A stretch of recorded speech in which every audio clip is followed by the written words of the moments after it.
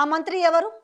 ఈరోజు ఎంత సిగ్గుతో తలదించుకోవాల్సిన అంశం అంటే, ఈరోజు ఆర్కే పలికిన పలుకులలో కూయించిన కూతలలో, ఎందుకంటే ఇంత అగ్రెసివ్గా చెప్తే తప్ప చెంపదెబ్బ లాగా ఉండదనిపిస్తుంది. ఈరోజు మహిళలంటే అంత చులకనైపోయిరా? ఈరోజు మంత్రులు మహిళా అధికారులని వేలాపాలా లేకుండా ఇంటికి పిలిపించుకుంటారంటే ఎంత పెద్ద మాట. ఈరోజు ఇవాళ ఎవరిని కించపరచాలనుకున్నారు, ఎవరిని తక్కువ చేసి మాట్లాడాలనుకున్నారు, ఎవరిని దిగజార్చి మాట్లాడాలనుకున్నారు ఇందులో? అంటే మంత్రులని నిజంగా మంత్రులు పిలిపించుకుర్రా లేదనేది ఖచ్చితంగా ఈరోజు మంత్రులు ఖచ్చితంగా నోరు విప్పాలి ఈ విషయంలో. ఈరోజు ఒక పత్రికలో ఆ పత్రికలు ఎవరికి కొమ్ము కాస్తాయన్న విషయం కూడా తెలుసు. అలాంటిది ఇంత పెద్ద ఎలిగేషన్ వేస్తే ఒక్కరు కూడా నోరు విప్పకుండా మౌనంగా ఉన్నారంటే అర్థం ఏంటి? ఈరోజు అంటే మౌనం అంగీకారం అని చెప్పాలా?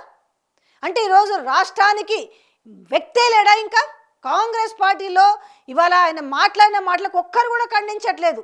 ఇలా రేవంత్ రెడ్డి అనే వ్యక్తి లేకపోతే ఈరోజు కాంగ్రెస్ పార్టీ ప్రభుత్వం కూలిపోతుందని మాట్లాడుతుంటే కూడా ఎవరు అసలు నోరెందుకు ఇప్పట్లేదని ఈరోజు తెలంగాణ ప్రజలు మాట్లాడుకుంటున్నారు. ఇవాళ మంత్రుల మీద ఇంత పెద్ద ఎలిగేషన్ వేస్తే వాళ్ళ ఇంట్లో ఉన్న కుటుంబ సభ్యులు ఎంత మనస్తాపానికి గురి అంటే ఫీల్ అవ్వరా? ఇంతమంది మంత్రులు ఉన్నారు, ఎవరి పేరు చెప్పాలి? ఈరోజు ఇద్దరు మహిళా మంత్రులు పక్కన పెడితే మిగతా ఉన్న మంత్రులలో ఎవరి పేరు చెప్పాలి? ఇందులో ఉత్తమ్ కుమార్ రెడ్డి, కోమటిరెడ్డి వెంకటరెడ్డి, పొన్నం ప్రభాకర్, జూపల్లి, పొంగులేటి శ్రీనివాసరెడ్డి, శ్రీధర్ బాబు, సీనియర్ల పేరు చెప్పుకుంటూ వద్దాం.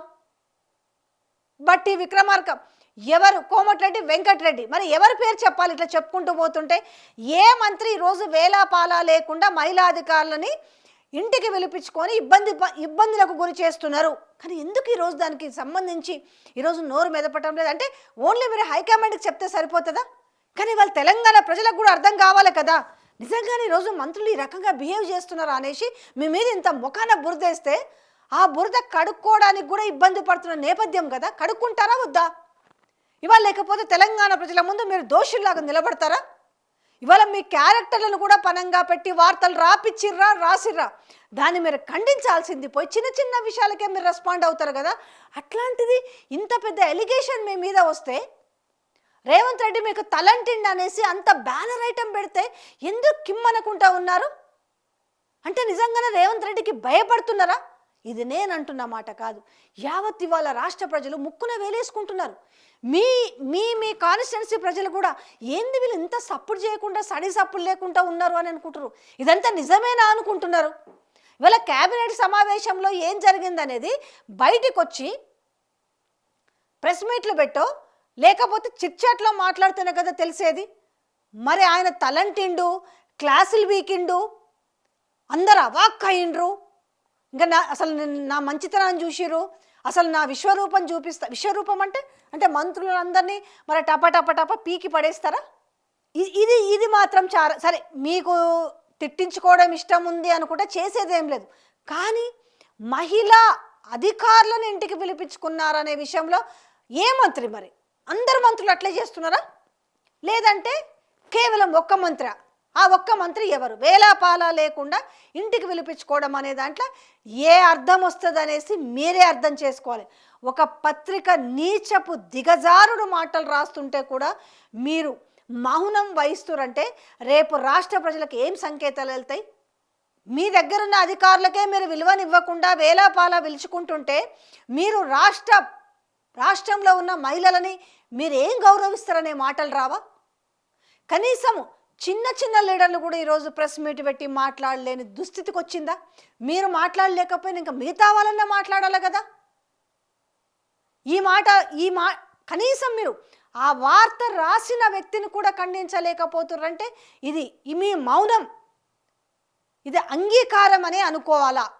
సో ఖచ్చితంగా మీరు ఈ వీడియో చూసిన వాళ్ళు కామెంట్ చేయండి. మంత్రుల విషయంలో తప్పుందా లేకపోతే వార్త రాసిన వాళ్ళలో తప్పుందా? ఒకవేళ వార్త రాసింది తప్పైతే ఎందుకు ఖండించలేదు? దాని మీద డిఫర్మేషన్ ఎందుకు వేయటం లేదు?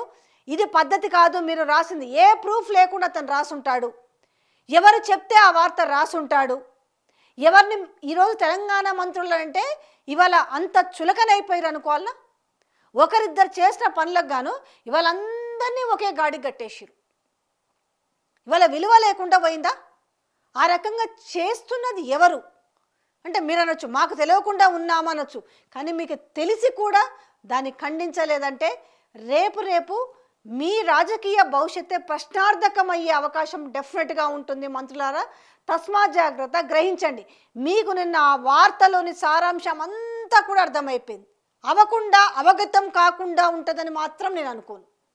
అంటే ఒక చేతగాని మంత్రుల కింద, ఒక చేతగాని దద్దమ్మల కింద జమగట్టిరు. ఈరోజు మంచి అయితేనేమో సీఎం ఖాతాలోకి, చెడైతేనేమో మంత్రుల ఖాతాలోకి. సో ఏ రకంగా మిమ్మల్ని బ్లేమ్ చేయాలని చూస్తున్నారు. ఇంకొకటి, అసలు ఇంత డైవర్షన్ ఎందుకు రాపిచ్చారన్నది మీకు అర్థమవుతుందా కనీసం? ఇక్కడ నాదేం అంటే ఒక అసమర్థ ముఖ్యమంత్రి అని పేరు వస్తున్న నేపథ్యంలో ఈ అసమర్థ ముఖ్యమంత్రి అనేది కావలసుకొని మంత్రులే చేపిస్తున్నారు. రెండో పాయింట్, రేపు జూబ్లీ హిల్స్ బై ఎలక్షన్కి ఓటమి భయంతో అది మీ ఖాతాలో వేయడానికి ఈరోజు ఆడుతున్న పెద్ద డ్రామా అని ఈరోజు గింత పిల్లలకు కూడా అర్థమవుతుంది. ఇక దాని నుంచి రియాక్షన్ ఏమీ లేకపోతే మౌనమే అంగీకారం అనుకునే పరిస్థితులు నెలకొంటాయి.